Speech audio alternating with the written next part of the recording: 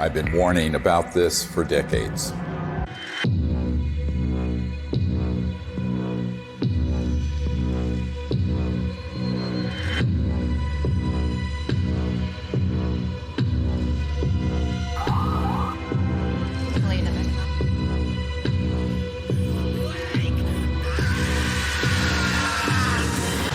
No, not that.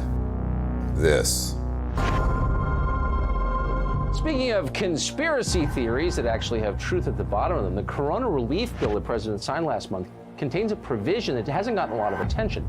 It directs the Director of National Intelligence, in consultation with the Secretary of Defense and the heads of other agencies, to disclose what they know about UFOs within 180 days. So what are they going to tell us? I provided briefings for 4 presidents, foreign heads of state, generals, and a sitting CIA director who later betrayed me. I've seen lives destroyed. William Colby has been missing since April 27th. His canoe was found washed up on the banks of the Wicomico River. Friends murdered. Unthinkable evil unleashed on our planet. All to protect this illegal and immoral secrecy. And nothing I've seen scares me more than this unprecedented moment we are living through. We're in the final hour of an agenda that has been playing out for nearly a century. Centralized monopolies of power in government, the defense industry, and the corporate media are all converging on the same narrative that extraterrestrials are real, they're here, and they're a threat. Those are not weather balloons. Those are clearly autonomous aircraft of some kind that are, as you put it, swarming U.S. military craft. So there are 2 options. Under intelligent control. These are craft under intelligent control, and they're flying with impunity, Tucker, within our airspace, and they can outmaneuver, outperform anything that we seem to have. We need to find out who's operating them and also what the intent is. The truth is, we do know who's operating them. Some are indeed extraterrestrial, and they are absolutely not a threat, as you will see. It is, in fact, the secrecy that is an existential threat to life on Earth and beyond, as stated by the first CIA director, Vice Admiral Roscoe Hillenkoetter.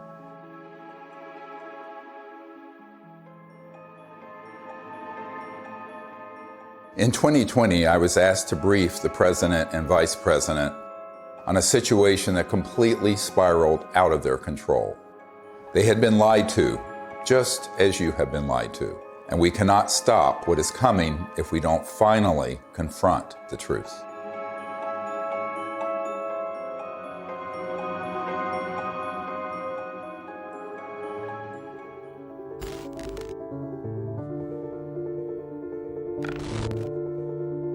This may be one of the most important photographs ever taken. A dissection of an unknown humanoid from sometime in the 1920s. It clearly isn't human. I don't call it extraterrestrial for one reason. We don't have the history of that it came out of an interstellar craft. We don't have the genetics on it. And there are a group of doctors who are obviously doing the dissection, and then there are suits, very much look like government officials in the perimeter, watching. A woman called me up a few months ago whose mother was a seamstress on the atomic bomb project and built the covering for the bomb that was dropped on Hiroshima and Nagasaki. So she was cleared to the A-bomb project. She was then, of course, moved to the only atomic bomb squadron in the world at Walker Field, which is where Roswell is. At that time, she acquired this photo. How do we know? We tested the paper to establish that it was pre-19 early 50s. And it's a photo of a photograph. And so we do a whole research project on it. We have it analyzed by the top medical archivists in the world, Dr. Burns in Manhattan, who establishes that it is the 1920s. We have the top clothing experts at the Metropolitan Museum of Art determined that those absolutely are from the 20s. So medically, clothing, everything. But if it is what we think it is, it means that there had been targeting and retrieval of extraterrestrial material and beings that are 20, 25 years before Roswell. And that opens another whole chapter. Now, the reason I think that's quite possible, I've had members of my team who've been in the vault and in the classified projects who have seen top secret files going back to the late 1800s and early 1900s dealing with ETs and ET craft and beings. So everyone thinks everything happened at Roswell. No, this goes back longer. Think about that. At least 100 years of UFO secrecy. Do you really think this guy, or this guy, or God forbid, this guy, really have a grip on this issue? Excuse me, I didn't mean to fart out of my mouth. They don't. This is why heads of state from around the world come to me, a retired medical doctor, to get the truth about this phenomenon. And sadly, they don't have the power to do much about it once they know the truth. In 2001, I brought together 20 senior military, intelligence, and aerospace whistleblowers at the National Press Club in Washington, D.C., for a press conference that would change the world forever. The men and women who are on this stage and the some 350 additional military intelligence witnesses to the so-called UFO matter and extraterrestrial intelligence can prove and will prove that we are not alone. This marked the public debut of the Disclosure Project and the launch of the global disclosure movement to end UFO secrecy and disclose technologies that would end poverty, climate change, and the use of fossil fuels overnight and transform every aspect of life on Earth. One of the biggest bombshells at that 2001 press conference was the testimony of Carol Rosin, an aerospace executive who worked beside Wernher von Braun, the Nazi rocket scientist who came to America after World War II to work for NASA. Carol received his deathbed confession, a testimony so terrifying that we spent the last 20 years trying to warn about it. Now, here was von Braun sitting at a desk when I first met him, explaining to me that he was told he only had 3 to 6 weeks to live, but that he was going to stay alive long enough to teach me what the real game is that's going on. And it started out when I was in the industry, the Russians were the threat. We had to build space-based weapons against the Russians. And then third world countries called nations of concern at that time. And then the asteroid threat, which I thought was kind of comical that we could just put weapons up there to shoot down or steer an asteroid. And then it leads to the last card. And then he would repeat to me over and over, and the last card, the last card, the last card would be the extraterrestrial threat. He explained to me that there was a moment when we were going to be told that the extraterrestrial beings, that their craft were a threat, and they were not. These craft that have come here are now not UFOs, they're identified flying objects, and we know that they have beings in them. And we have witnesses here who have told you that they can shut down our missile silos. They can stop a rocket going into space that's a test. We have witnesses here who have worked in the classified departments who have the courage to come forward here to support what Wernher von Braun told me back in 1974 to 77. At the end, I said, and it's all a lie. Well, it's still all a lie. The ultimate dream of the dialectical war machine, the military-industrial complex, is to have this war with a potential extraterrestrial civilization. It's their dream of all times. You know, you can roll into place all the kind of strictures of a national security state. You can spend literally trillions of dollars a year on massive military equipment, super high-tech equipment, et cetera.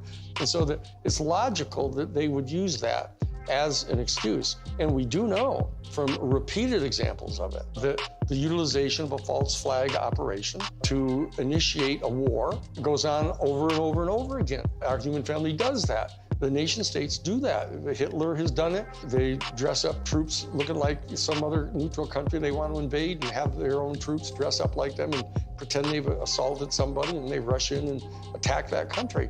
You know, it's gone on and on. Flashback to September 11, 2001. The world is in shock. The American people are paralyzed with fear and grief.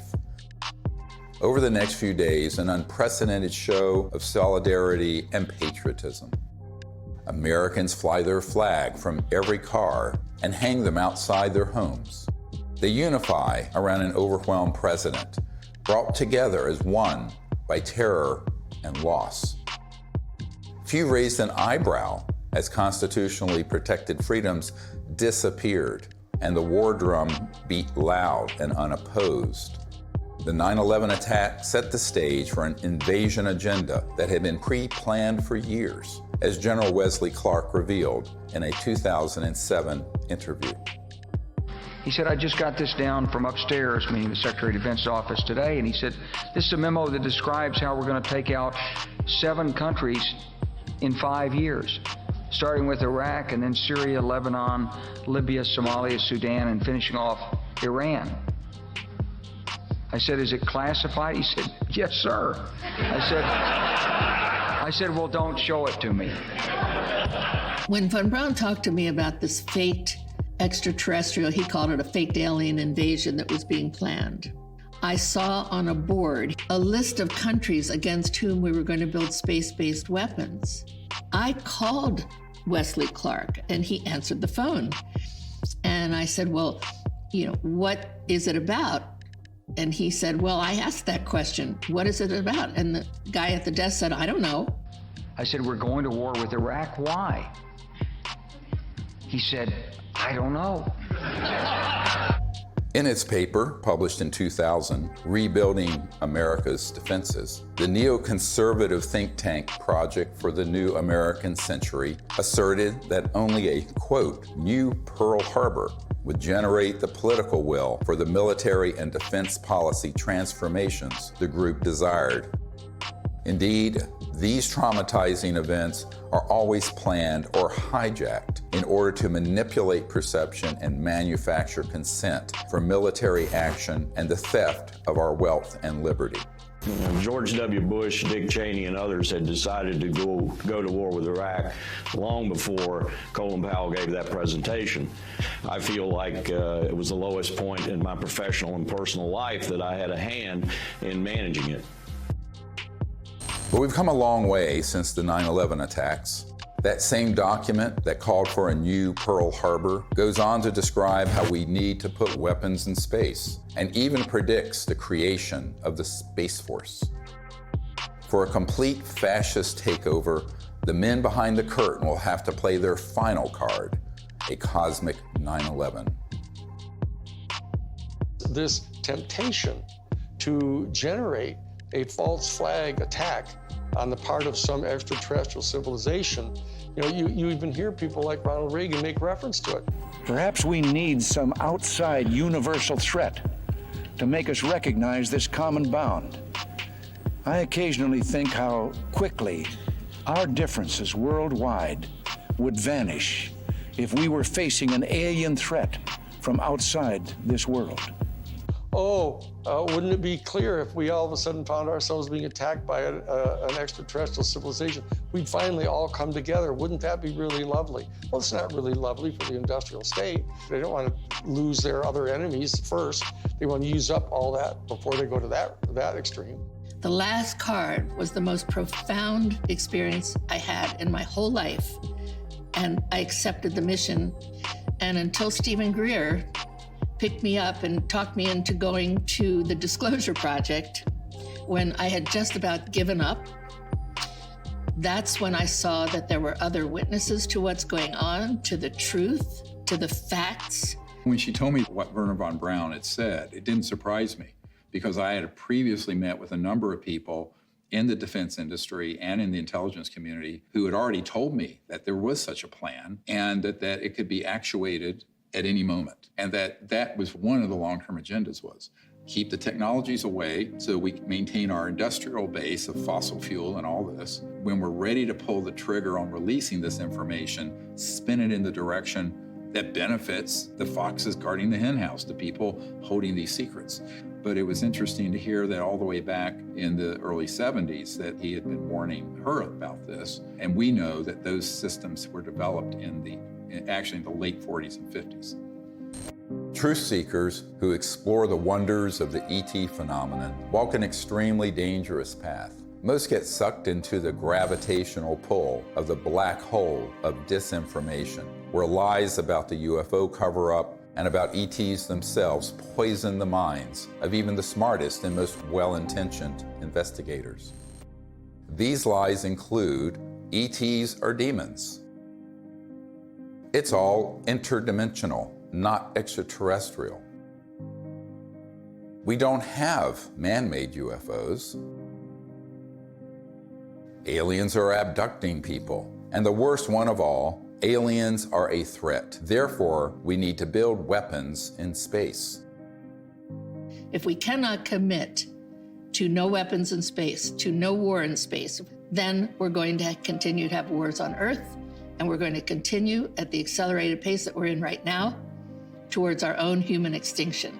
One of the difficult things of the last 6 months was that I learned that the same group that had been feeding false information to the public through TTSA had their counterparts that had been going into the president's office providing some information, but a lot of disinformation. So the way really good counterintelligence works, or disinformation works, is that at the core of it, there's some truth.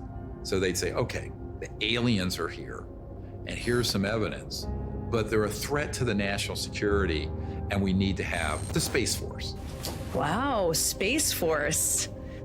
And they get into this thing called the White House and the national security state, and they're completely at the mercy of the people who are going to brief them, and the ones who are assigned and cleared to talk about this issue, by definition, have been in those clandestine operations. I did a video brief for the president, vice president, and also for President Putin. That the problem is, by the time I had good access, they had already been, unfortunately, quite brainwashed on this, had already taken policy steps that included the Space Force creation and what have you, and then we were running up against the election. One thing is clear, is that the normal constitutional channels that you would think would be in control of that aren't. Presidents aren't briefed in on this. Heads of the Defense Intelligence Agency come in who aren't briefed, and I'm convinced they're not. From talking to them, it's clear they don't know what's going on there. So there's some other structure. I happen to be persuaded by the evidence that immediately after Roswell, when they recovered a craft and bodies from the UFO vehicle, that the Truman administration set up a body that was outside of the normal constitutional framework of our United States government. And it was made up of major elite people that they view as the real power elite. A shadowy government with its own Air Force, its own Navy, its own fundraising mechanism, and the ability to pursue its own ideas of the national interest, free from all checks and balances, and free from the law itself. It's sort of a shadow government within the government, not just in the United States, but all around the world. And the kind of power they have, both financially, technologically, and the means of projecting power militarily, is much greater than anything that the conventional military or the conventional government or the President of the United States has. Eisenhower knew it, and by the time he left office was very upset about it. In the councils of government, we must guard against the acquisition of unwarranted influence, whether sought or unsought, by the military-industrial complex. The ETs actually had reached out to Eisenhower near what's now Edwards Air Force Base, Muroc, and really wanted us to stop disrupting the fabric of the universe with these nuclear weapons and advance in a positive way into space and become part of an interplanetary family, which would have been wonderful for humanity, wonderful for the cosmos. But the people who make a lot of money from war and a lot of control of the populace through fear did not want that. So they circled their limousines and sort of moved aside the good people who would have been arguing for that. And that included Eisenhower. We must also be alert to the equal and opposite danger that public policy could itself become the captive of a scientific, technological elite. The fascist element that is owning most of the stock in the major corporations, especially the oil corporations and the natural gas corporations and the pharmaceutical industry, the railroads, the shipping lines. Virtually all these people are fascists, all during the robber baron era. That's what they did. They laid claim to those areas of our American economy, and they've never relinquished them. Those families and those interests became the foundation of the post-World War II military and intelligence and industrialists. They knew that after we had detonated the atomic bomb, there were ET craft seen all over, wherever we were doing experimentation or storage or launches or anything, or even research and development. The ETs were very concerned about that for reasons we'll get into. So the military-industrial complex, as Eisenhower called it, became very powerful and developed clandestine, covert, unacknowledged special access projects that eventually moved the president out of the way and pushed Eisenhower outside the inner circle. I tell people that that was the era when the presidency was decapitated. Fascism isn't, somebody wearing, a monocle and six-league boots with a saber scar, and all that stuff, and strutting around in Nazi uniforms. A fascist is a person who believes that the best way to develop the economic resources of the planet and to distribute them among people is to get a hold of them and have exclusive privileged access to these strategic raw materials and have the corporations that have access to these strategic raw materials and to be able to put them through the machinery that they pay for and that they invest in and establishing and producing these products and hiring people. And they believe that that's the best way to have their economy function. And so that the instrumentalities of the state, of the government, are put at the disposal of the private interests of the corporations. That's exactly what was going on in Germany. The Krupps and the ball bearing factories and the IG Farben corporations, all those big, huge corporations in Germany, they were all privately owned. In fact, they were financed by Brown Brothers Harriman and giving the loans to the post-World War I Germany to build them back up. Andrew Mellon had intimate dealings with Hjalmar Schacht, who was Hitler's private banker. And so did Sullivan and Cromwell. I mean, this is dirty, nasty history. Oh, invest in Nazi Germany. Hitler's a great guy. He's a Republican. Don't worry about it. You'll make lots of money. And then Standard Oil, through straw man in Portugal, all during the war. I mean, business thrives during war. You know that. It's a racket. That whole concept of fascism, and it's a word that gets totally misused because people somehow conflate it with just authoritarianism. But it's a very narrow definition, and it's an accurate definition of what it was that the Central Intelligence Agency was doing, actually promulgating the private interest of the major corporations. And they were putting at the disposal of the interests of those corporations all the instrumentalities of the United States government, most importantly, the military and their intelligence operations and their covert operations. We're keeping the oil. We have the oil. The oil is secure. We left troops behind only for the oil. Because they basically believed that what's good for General Motors is good for America. And it was an entire theory of economic development. And so that they viewed anybody who interfered with that in any way at all as an enemy of the United States. And so that's how the national security state got really established and institutionalized. And so that when they encounter an event like Roswell, where this extraordinary technology crashes, they realize that there's this extraterrestrial civilization that's got this technology that is way beyond anything we've got. Their instantaneous response to that was, let's get it for us. And that we'll have it, and it'll give us this overwhelming advantage over any of our adversaries that are threatening our world dominion, or our, what they call full spectrum dominance, was their actual term that they used. My granddad and I, when we were talking, I'll never forget it. And he said, he was talking about Patton. And of course, he said, I was in Czechoslovakia with Patton in April of '45. And I thought, oh, that was neat. What did you do? And then he's like, well, Patton had to secure a lot of the stuff that the SS had. And I said, oh, that's interesting. And they said, well, we went into this warehouse and there were all these exotic, jet aircraft, rocket engines, parts of the V2 and maybe a V3, I don't know. And I said, oh, that's interesting. He says, I saw a disc-shaped aircraft. I said, oh, is that the one they built that had the BMW jet engines and the Arada ones in a circle, and it didn't really work and everything like that? And he said, no. And that was it. And so they began to take this in, and they started declaring it to be this huge national security state secret, because it was, other than the nuclear bomb, it was the ultimate potential weapon. And so they wanted to be able to use it at their disposal for their private benefit. That fascism and the fascistic proclivities of these big industrialists and very powerful people, they know they really can't control 8 billion people unless they first control their minds and their beliefs and their attitudes. As Nazi war criminal Hermann Göring said at the Nuremberg trial, the people can always be brought to the bidding of the leaders. This is easy. All you have to do is tell them they are being attacked and denounce the pacifists for lack of patriotism and exposing the country to danger. It works the same in any country.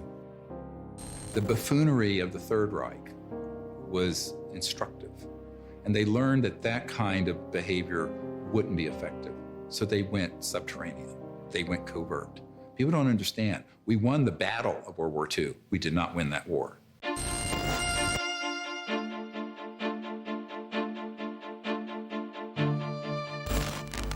My name is Paula Harris. I'm an international investigative journalist in the area of UFOs. I've been working in this field since 1979. When I was living in Italy, I was reading in a journal that two little boys, they called them Indian boys, had been present at a crash near Socorro, New Mexico. And I was wondering why none of my colleagues ever followed up on that. So when I came to the United States, Destiny had it, that I was able to locate one of the men, Remy Baca. He told me in detail that they had witnessed this crash, these two little boys, in 1945. There was an object that shaped like an avocado. And what interested me most, because I look at the timing, is it was exactly 1 month after we exploded the atomic bomb. And the atomic bomb is July 16th, 1945. 5, 4, 3, 2, 1.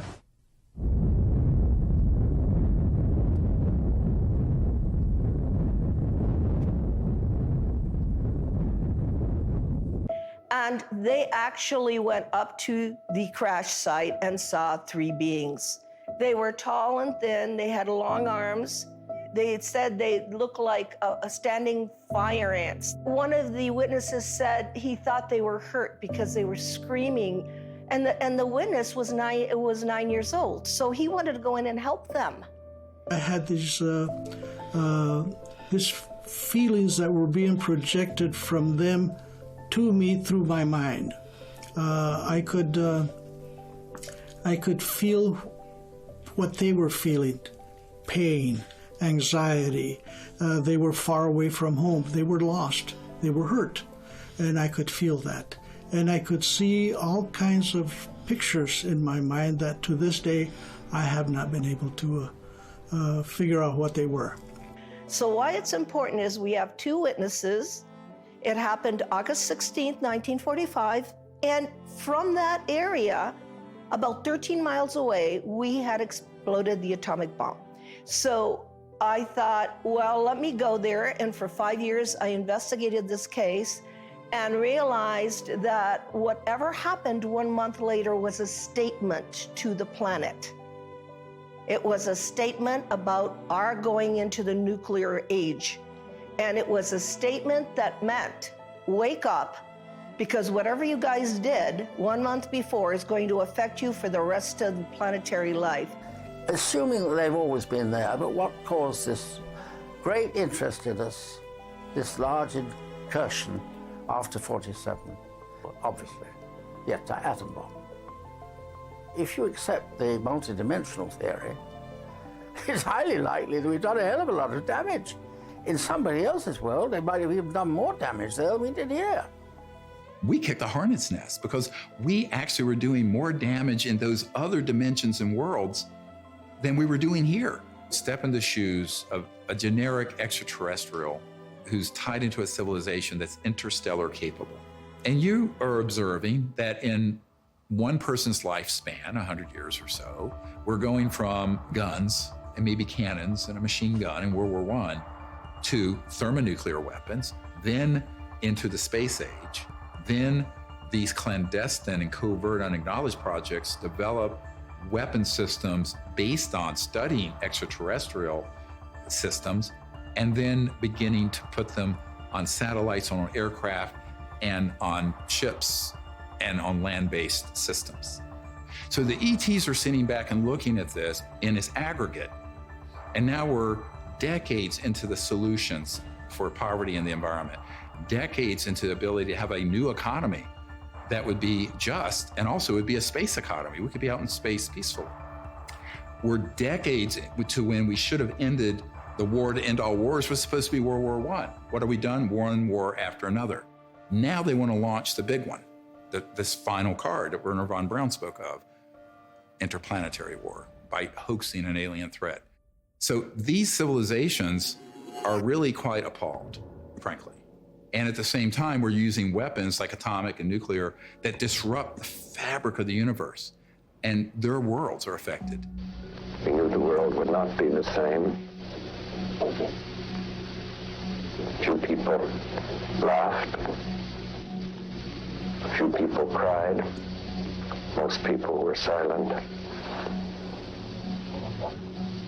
I remembered the line from the Hindu scripture, the Bhagavad Gita. Now I am become death, the destroyer of worlds. I suppose we all thought that one way or another. I am death, the destroyer of worlds, plural. Worlds, plural, is not just this planet. So it got to me that Oppenheimer knew right well that they were having UFO visitations, that someone was interested, and I had in my possession already the MJ-12 documents that are on Ryan Wood's website. A letter from Robert Oppenheimer and Einstein addressed to President Truman. It's called Relationships with Celestial Within Our Bodies. When you say relationships with celestial bodies, and you are calling whoever was over that area cultures, you're not really talking about any kind of hostility. What you're talking about is more integration. So that whole document said, what do we do with this problem? Do we communicate with them and treat them like they're another country? And if so, the United Nations is not capable of handling this. In the document, it says we need to create a supra-United Nations. These are the words of Einstein and Oppenheimer. Who can deal with this problem? The ETs have done a number of things when we go too far, where they stop it. Now, they don't do anything hostile or violent back. They've made it quite clear through very explicit events where the ETs do not want humans going out there with guns blazing. A couple of nuclear weapons sent into space were destroyed by the extraterrestrials. The one incident, for example, was they actually photographed the UFO following the missile as it climbed into space and shining a beam on it, which neutralized the missile. And that is their major concern, is to preserve the integrity of the Earth, because it affects their own system. The very end of the 70s or the early 80s, we attempted to put a nuclear weapon on the moon and explode it for scientific measurements and other things, which was not acceptable to the extraterrestrials. And what happened? They destroyed the weapon before it got to the moon. The idea of any explosion in space by any Earth government was not acceptable to the extraterrestrials, and that has been demonstrated over and over. And what's the consequence? How is that demonstrated? By the destruction of any nuclear weapons sent into space. If they were hostile, they would have just eliminated all that testing. They don't. I find out that is not the way they operate. They warn. They say, what the heck are you doing to your beautiful planet? And you have a choice. We have a choice. We can listen, or we can let it happen. If people are watching the media right now, they're not hearing about the peaceful extraterrestrial craft. What they're seeing are released, supposedly leaked documents, leaked videos, much of which is not even true. They're not real. It's faked right there. And it's being presented in a format that is to cause fear, to make us see the crafts and the beings as enemies. There's no question whatsoever that the elite that are in charge of the national security state infrastructure, both the official infrastructure and the unofficial infrastructure, are in fact not only fascistic in their economic vision, but they're racist. So I'm telling you, when you see the documentation that goes on inside the Third Reich, in the courses that they were teaching at the thing called the Ordensbergen. The Ordensbergen was this series of 4 castles where they trained the SS people, and you get access to their documents where they're talking about this eugenics and everything. Why is it that they hate the Jewish people the way they do? And people don't have any idea. People got some weird, distant ideas about this, mainly because we allied so closely with the fascists, even immediately after World War II, that they suppressed all of this information about them. And so people don't really know the details of what their thinking was. But the bottom line is that this issue of racism runs extremely profoundly deep in this elite, white, male, Caucasian elite that owns most of the stock and shares of the major corporations and are the promulgators of this fascist ideology, right? And these are the people that were put in charge of the UFO program right from the beginning.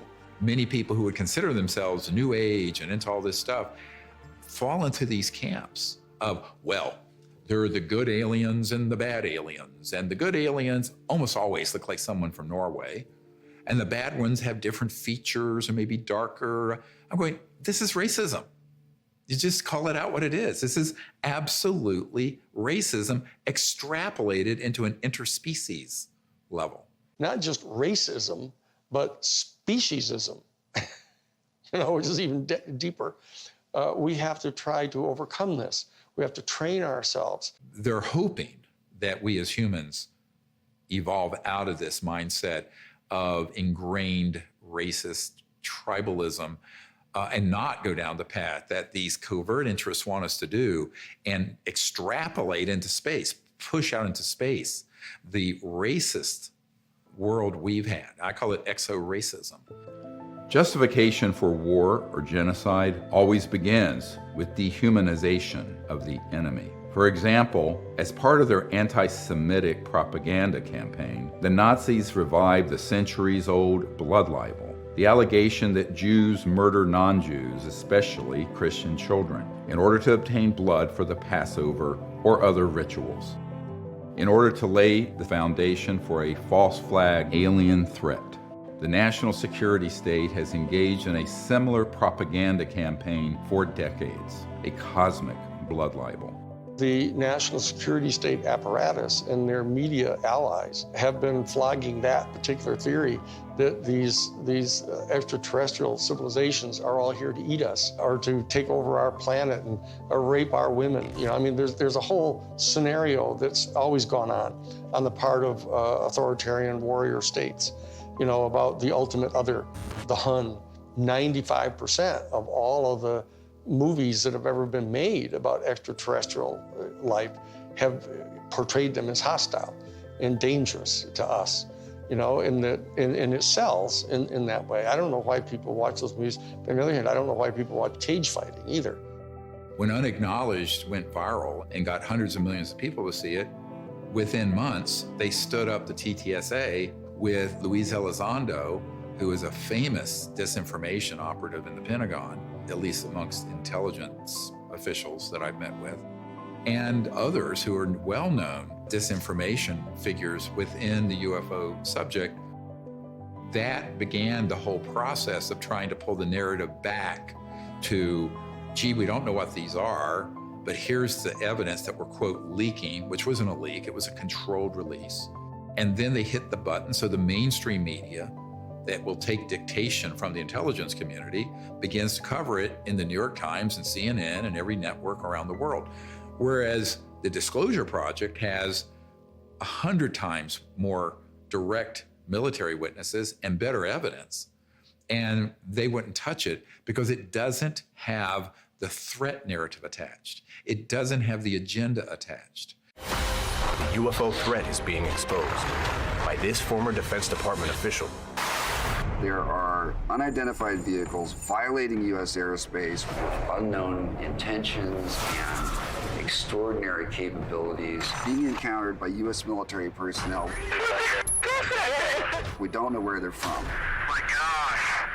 Chris Mellon, descendant of one of America's most influential families, oversaw the budgets for some of the military's most top-secret weapons programs. I think there's a reason they picked a Mellon. This is a tradition in our family. You know, as you said, the Mellons were the first family of intelligence that will go along with, you know, we need to do this for the good of the country. You know, yes, you gotta lie and do whatever you have to do, but, you know, this is what we need to do. And they'll just do it. I mean, I'm not gonna, you know, stay silent when members of my family lie to the American people. I won't do that. It's one thing for my dad, you know, in the old days, to get up there and do some mild fibs about, you know, highways. This is not. You're messing around with the survival capability of the human race. Correct. I mean, that's not an overstatement. Right. This is deadly serious. It's not funny. I know from direct conversations with Lou and with Chris that they know that the major military authorities with whom they've had very close communications realize that if, in fact, the extraterrestrials were hostile in their intent toward us, they could have done anything they want to do. They can come and go at their pleasure. And so that in that regard, they do not constitute a clear and present danger to our national security. But they also know that they're in the habit of getting their funding for all of their entire organizations, et cetera, by flogging a threat. And so that they're inclined to do that because the simple fact is they don't trust the people in Congress. They think the people in Congress are so Pavlovian in that they, in fact, distrust their constituency so much that they have to scare them. And so they say, well, if we're going to be able to justify having hearings about the UFO issue, we're going to have to tell our people that, you know, oh, they're a potential threat to us. And so therefore, they're conning their own constituents. And then they are getting conned by the military-industrial complex because they don't trust them either. And this is a question of integrity. That as long as people are not trusting each other and they're conning each other, you know, this is dangerous. This is how wars start. This is how people lose control of the narrative of what's going on here. Those of us in the CE5 community, et cetera, need to establish some kind of level of discourse with Lou Elizondo and with Chris Mellon. All they have to do is know that we're obviously sophisticated enough to know that what they're saying publicly, they know isn't true. We have to be able to establish diplomatic relations with our own people if we're going to establish diplomatic relations with an entire extraterrestrial civilization. And so that we can't just degenerate into the same kind of low consciousness bullshit, you know, that we're afraid of. The facts about UFOs are so much stranger than the lies that you discredit yourself simply by telling the truth, especially when it comes to so-called alien abductions. Perhaps the most devastating aspect of the cosmic blood libel is the hoaxing of alien abductions by humans in order to create a culture of fear towards extraterrestrials. Dozens of insiders have confessed this secret to me, but it wasn't until 2016 that I was able to get one of them to say so on camera. We did do that, yes. OSI did that. There was a special group out of the 7602nd Air Intel Wing at Fort Belvoir that came out and did that. They had these people that had maybe some sort of defects, anatomical defects that were brought in to fool people into thinking they're aliens. Yeah, I can't give you any specifics because it's still, the program is still classified, and they're probably still doing it. I wouldn't doubt it. They were still doing it. These civilians got onto the base and got into something, and they saw something they weren't supposed to see, and this group came out and went into their home and scared the dickens out of them and staged an alien event. Exactly. We have these technologies. They are being used in false flag operations where they hoax events. And the purpose for all of that is a sort of psychological warfare, as it says in the CIA document I have. The director of the CIA saying the UFO subject is very valuable for its psychological warfare potential. And that is a very interesting thing to be written in 1953, right? And what does that really mean? Well, it means that the long-term defense strategy from the late 40s and 50s forward was informed by eventually using this last card to consolidate sort of a global, totalitarian military control of the population. Could it be manipulated purposely by people who have the technology to simulate UFO sightings? And people say, well, of course not. Who would do a thing like that? Well, I would remind you that during the Watergate investigation, it was discovered that there was a plan originated in the White House to surface a submarine off the coast of Cuba and paint the second coming of Christ over the island of Cuba using holograms. Which is well within our technology today. The idea was that since there is a large Catholic population in Cuba, they would be so upset by this vision that this would saturate the communication channels, the telephone system in Cuba, long enough for an invasion to take place. How interesting. I never heard of that. Well, I think that's a classic in psychological warfare, but that kind of manipulation is well understood. And I have personally investigated several apparently genuine UFO cases where there was, in fact, manipulation. My conclusion, the conclusion of scientists working with me, was that there was, in fact, a manipulation taking place, and that it was not a hoax on the part of the witnesses, but a hoax on the part of somebody much better organized than them. In Vallee's book, Forbidden Science 4, he describes a smoking gun document that confirms what Doty said. In an entry dated Thursday, 26th of March, 1992, Vallee writes, "I have secured a document confirming that the CIA simulated UFO abductions in Latin America as psychological warfare experiments. We reached out to Dr. Vallee and asked him if we could publish the document in this film. He refused and tried to blame the producers of this film for his decision to not release it. Unfortunately, others in the UFO research community have similar evidence of this cosmic false flag, but are afraid to come forward publicly. This lack of courage or integrity, or both, is precisely why the secrecy persists." I also asked Richard Doty about the last card scenario, using the military lingo for false flag, deceptive INW, which stands for Deceptive Indications and Warnings. Have you been exposed, or did you come across in your career and your network the false INW or the Deceptive Indication and Warnings projects related to this? Yes. And what did you find out about those? That's pretty hush. I don't think I should talk about that. Yeah. I mean, that's why when I briefed the head of the Defense Intelligence Agency, that was the main subject. That is, that's very sensitive. Yeah, it's very sensitive. Yeah. Extremely. Yeah. So we'll just pass that question on.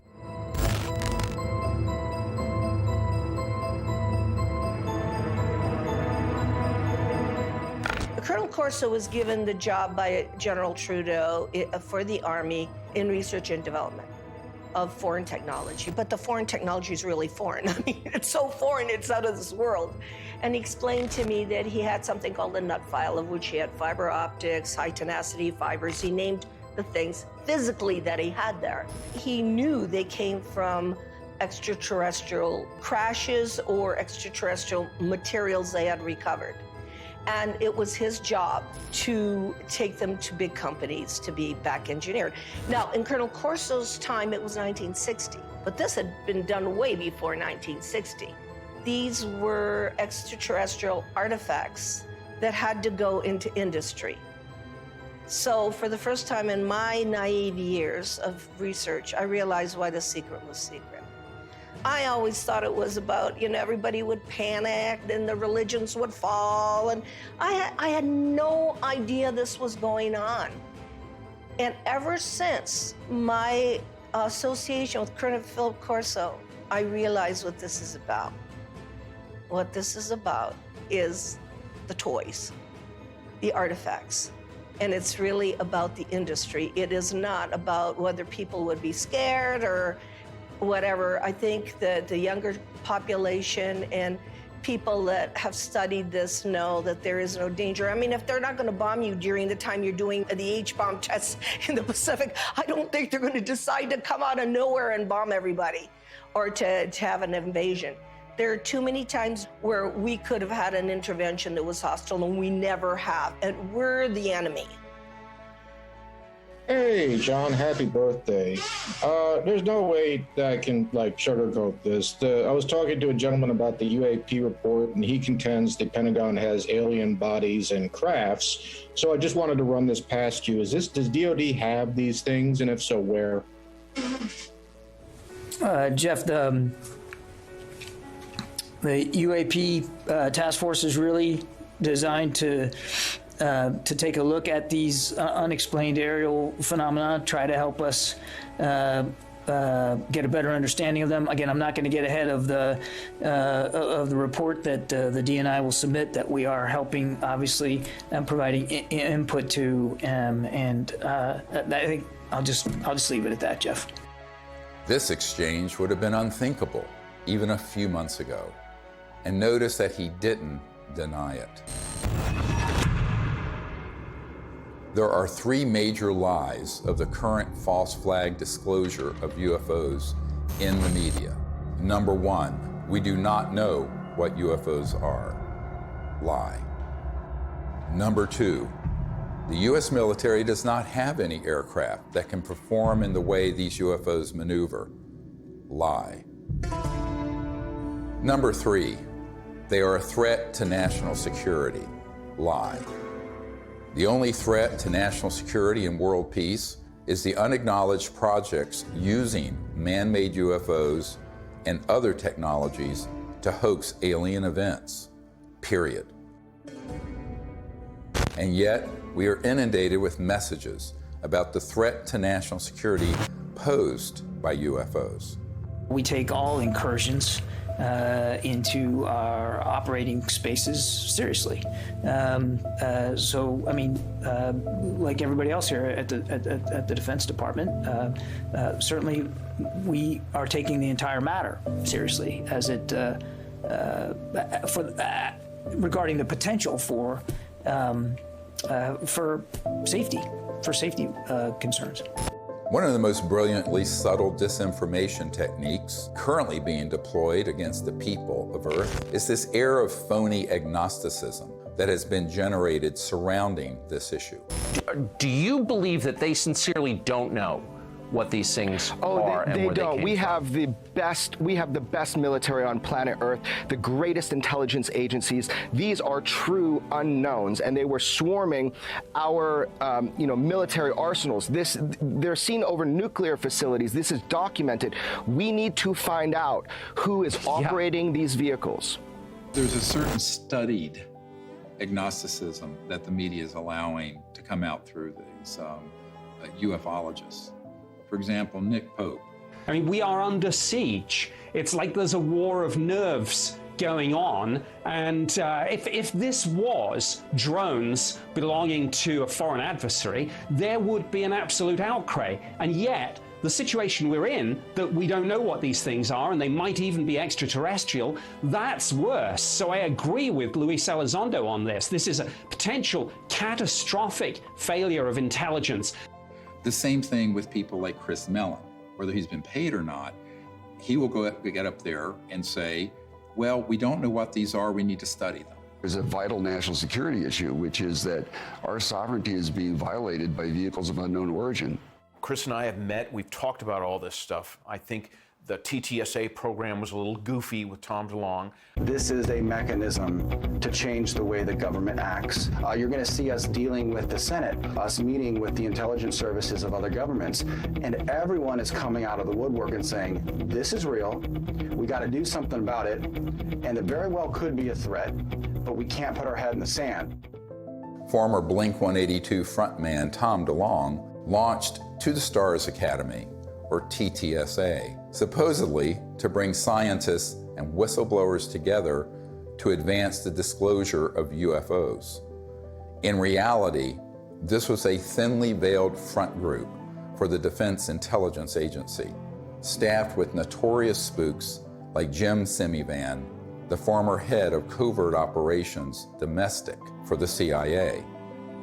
All of a sudden, the same media outlets that historically ridiculed this subject started fawning over DeLonge and his entourage of disinformation agents, and always with the specter of an alien threat. Hal Puthoff was soliciting me for funds for his quantum communication thing, which I think the Navy has had for 30 years. So there's a lot of disconnects going on.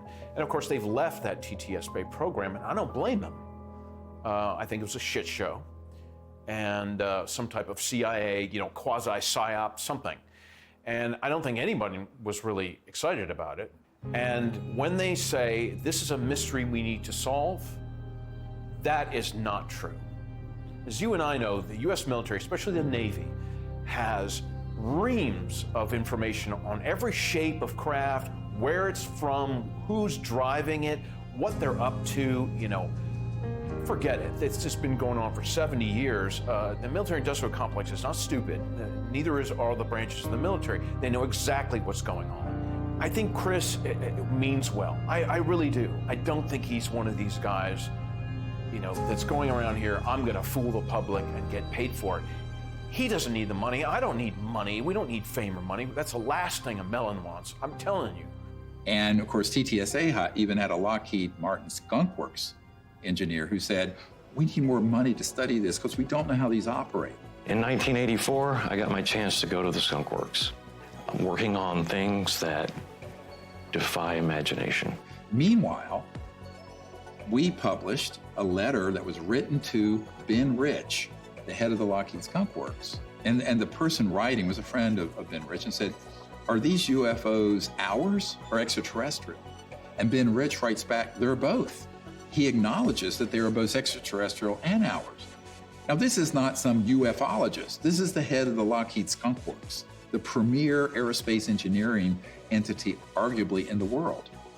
Another man exchanging letters with Ben Rich was military aerospace historian James Goodall, who was Rich's pen pal and confidant for 25 years. I met Mr. Goodall in April of 2021 at the 20th anniversary of the Disclosure Project, which we celebrated in Scottsdale, Arizona. He was dying of esophageal cancer. This is the mid-90s. He'd already retired from Lockheed. And I tracked him down. He was at USC Medical Center near the end of his life. And we were talking about John Andrews and some other stuff, and we started talking about UFOs. And he said, Jim, we have things out in the desert that's 50 years beyond what you, and he was talking directly to me, beyond what you can imagine. And if you've seen movies like Star Trek or Star Wars, we've been there, done that, or decided it wasn't worth the effort. I said, Ben, you want to expand upon that? And typical Ben response was, no. The first time I realized that some of these vehicles were actually man-made was when I met aerospace illustrator Mark McCandlish, who testified at the Disclosure Project press conference about a highly classified air show at Norton Air Force Base, where reverse-engineered flying saucers were unveiled for those with a, quote, need to know.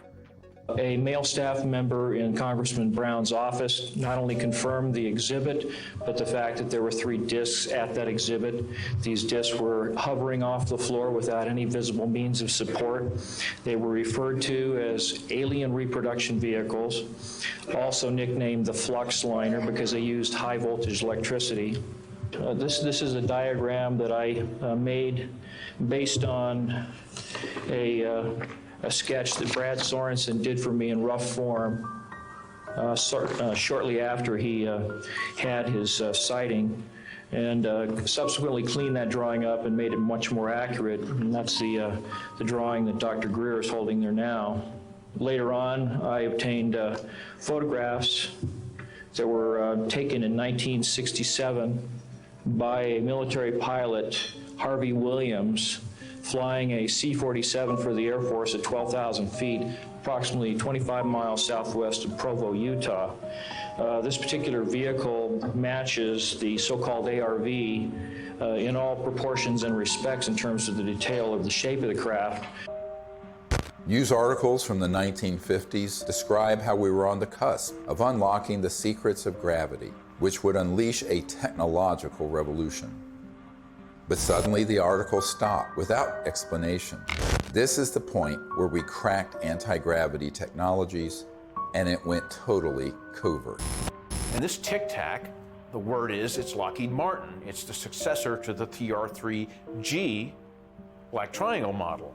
Elizondo just will talk the bark off a tree. He goes in circles. He's a great counterintelligence guy. I'd love to get into a debate with him, but of course that's never going to happen. Well, this is a document that was obtained through the Freedom of Information Act, and it demonstrates quite clearly that we have had issues with these, if you will, these UAPs or UFOs in the vernacular for at least 70 years, at least since 1950, probably earlier. And this is official U.S. government correspondence. This isn't some eyewitness report from a civilian. This is official government documentation from military personnel to very senior military brass. And what it says is very quite compelling that, look, we've had a lot of military and intelligence eyewitnesses, to include special agents and scientists, and all of them are seeing these things. And more importantly, the frequency has occurred on a regular and continuing basis over sensitive U.S. military facilities. And this has been occurring, Tucker, again, since 1950. The U.S. government has finally admitted that this is not some sort of secret U.S. technology. Quite the contrary. Over the years, dozens of defense and aerospace industry insiders have briefed me on what they were really working on at places like the Lockheed Skunk Works, going back to the 1940s and 50s. Many of these man-made aircraft have been spotted by thousands of eyewitnesses and become part of the UFO lore, indistinguishable from actual ET craft. These rogue, covert operations within the military-industrial complex stage thousands of sightings, abductions, mutilations, and disturbing encounters with our public-facing military, knowing these incidents will be mistaken for ET craft. This confusion between what is extraterrestrial and what is man-made is essential for pulling off a false flag that would be blamed on aliens. This is from 1983, Hudson Valley, very famous cases, many witnesses to these transformer-sounding objects, and underneath, when they were close, you can see superstructure and tubes and other things. That is not extraterrestrial.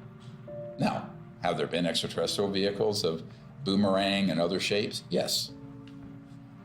But where do you think they get the idea? And also, how else do you create a false flag? You have to create structures that would be believably not aerodynamic.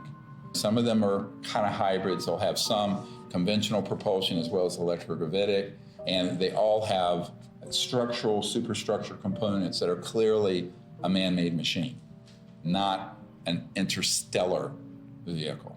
This is 1989 in Belgium, that you can see all the tubes and structures underneath. Again, this is global. These are also well-known platforms. You can basically, once you get your lifter system in place that causes mass cancellation, you can create any kind of air structure around it. And it doesn't matter if it's aerodynamic or not, because the way it moves, it moves, let's say, the molecules of air around it. So it's basically moving an electromagnetic field effect. So there's no resistance and there is no sonic boom. That's man-made. We've had it for decades. This one is great because it has, if you look at the underside, there are the girders and the structures. And the people under it could see that and could see the light in the center and the three on the end. That is man-made. There are extraterrestrial vehicles that are triangular and that are saucer-shaped and that are other weird shapes. So to make things complicated here, how are you going to know? Well, you got to be close enough to it to see. And if you can't see the superstructure detail, you're not going to know whether it's extraterrestrial or not. This is from Southern Illinois in 2000. They went from animal mutilations being staged by clandestine human organizations to these were doing human vivisections and killing humans. But of course, they wanted everyone to believe the aliens were doing vivisections on people. No, it wasn't. Which ones are man-made and which ones are extraterrestrial beings?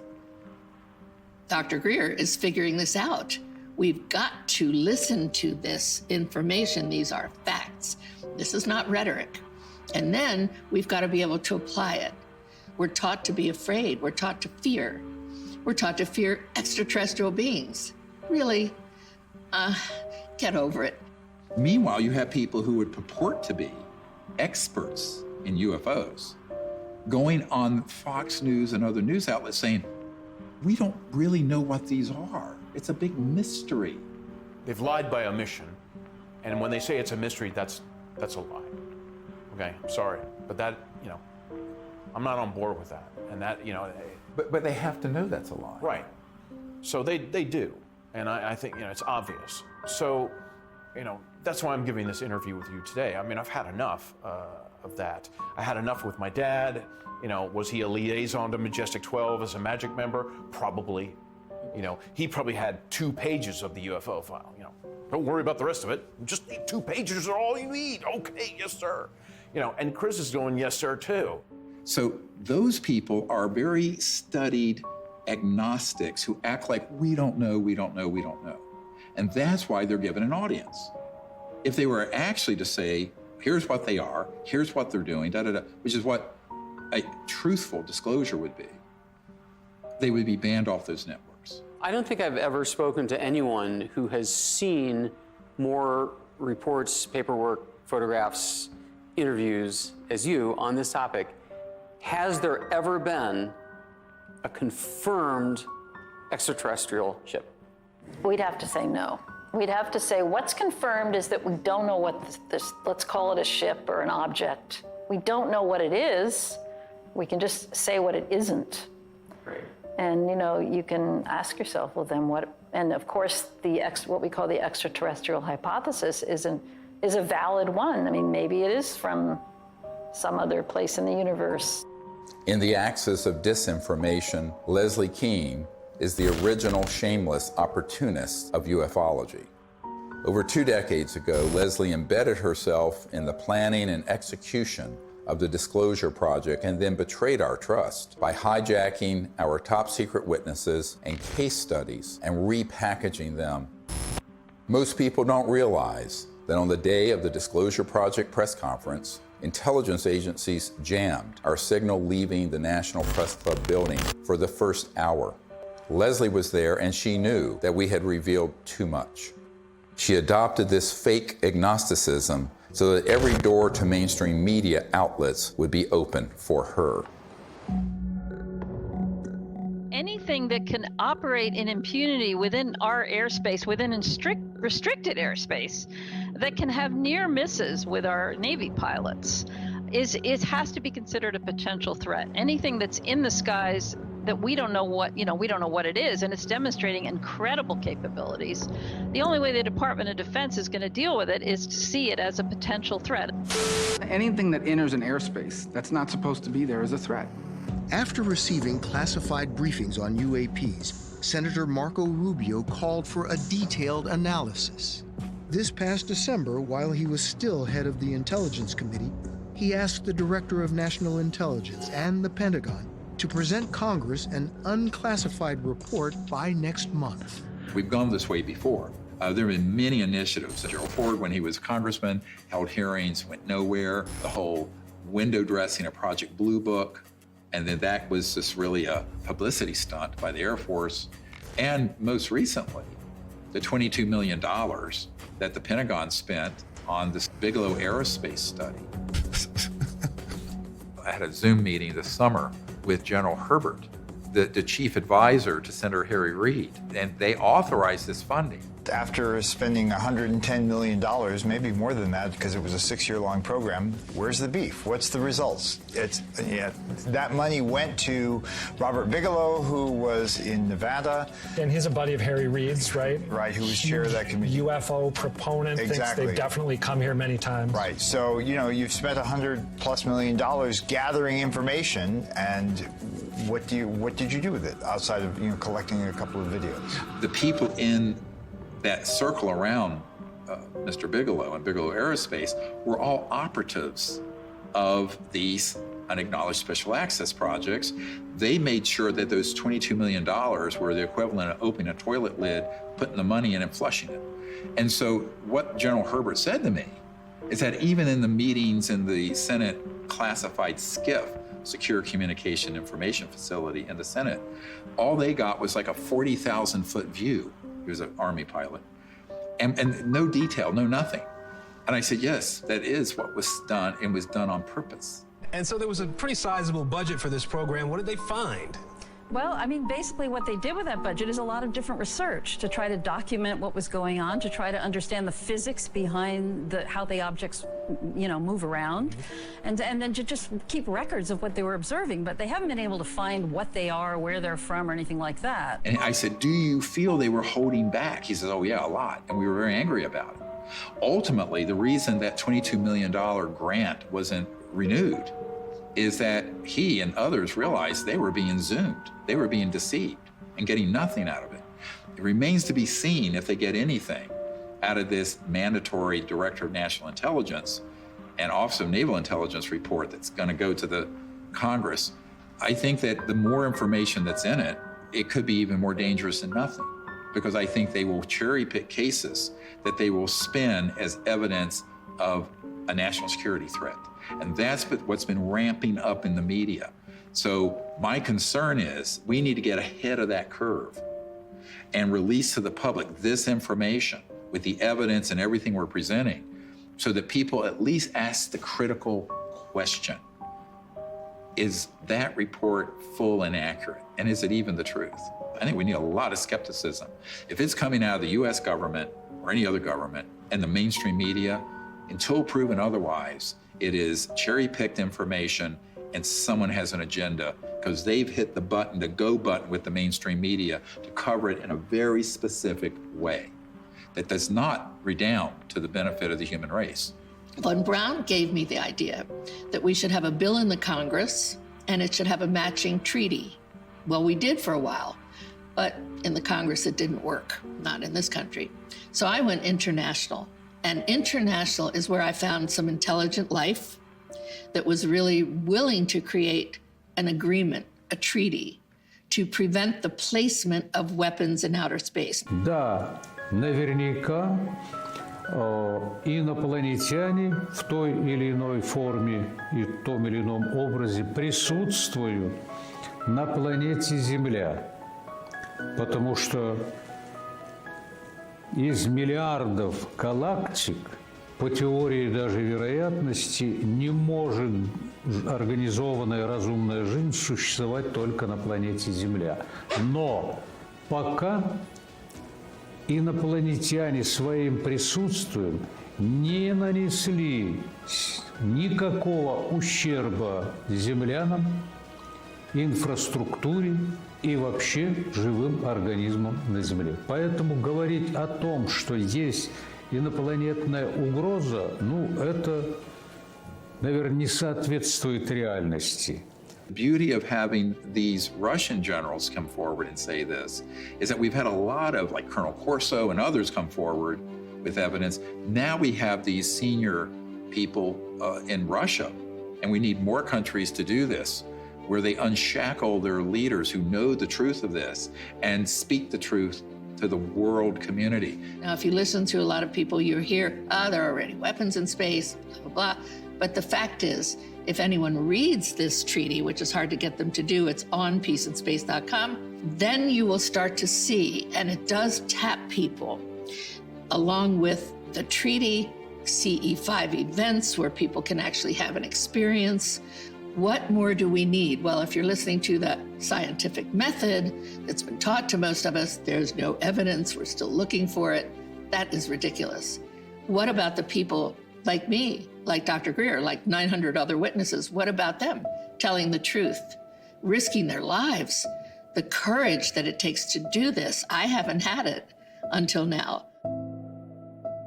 There is another path, just outside the gravitational pull of that black hole of disinformation.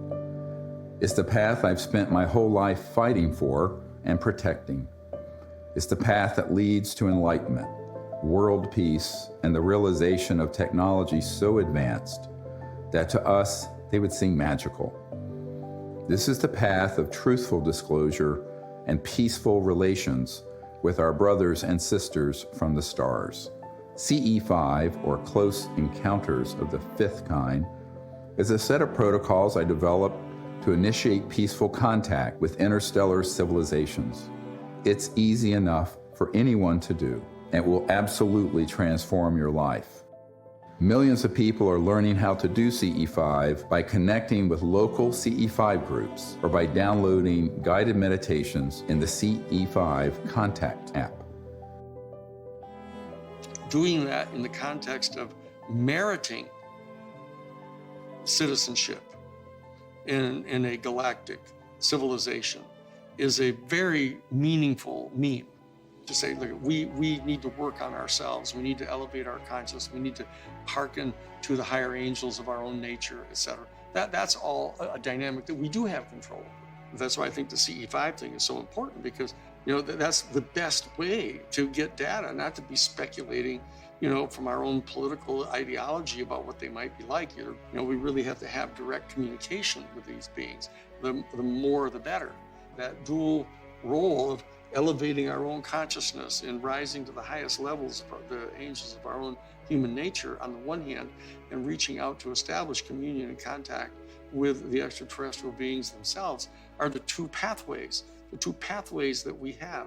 And in dealing with the national security state, we just have to take whatever steps we can in the legislative realm to impose treaties to keep us from doing things like militarizing space and developing space weapons and all that kind of stuff.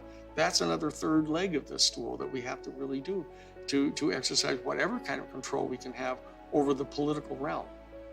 And that, I think, is the only way we're going to have not just world peace.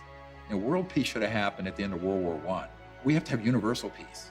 At this point, world peace is too late. We're already in an interstellar moment. We're already in a cosmic time. So we have to have universal peace.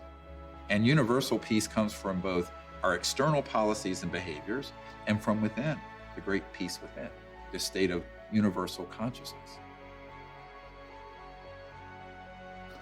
As we wrap up this film, we are seeing the threat narrative intensify by the day. Language like, "We need to stop trying to contact aliens," seems to confirm my long-held suspicion that CE5 would be blamed for a staged alien attack. Do not believe this lie. This isn't entertainment. This is our survival. I saw that Dr. Greer would never stop doing this until he took his last breath, and that he needed help with this. This is not about us. It's not about, fame, fortune, money. There's no money anyway in all this. It's about finding a group of people that have the same vision, but the most beautiful vision he has. And I've attended so many CE5s, is that he has found a way, a non-hostile way, to communicate with who's ever out there, because whoever's out there is depending on him to change this situation. So that, for me, is the most important. The CE5 protocols that everybody can do is going to make a darn difference. So for me, the Disclosure Project is a miracle. And it hasn't been easy. It has not been easy. Can I give you a hug? I love you. You just keep going. We're here. You just keep going, okay? I'll never leave you, so you just keep going. Do what you do. And do what you do the best, because if we don't do it, nobody's gonna do it. Do you understand that? Okay.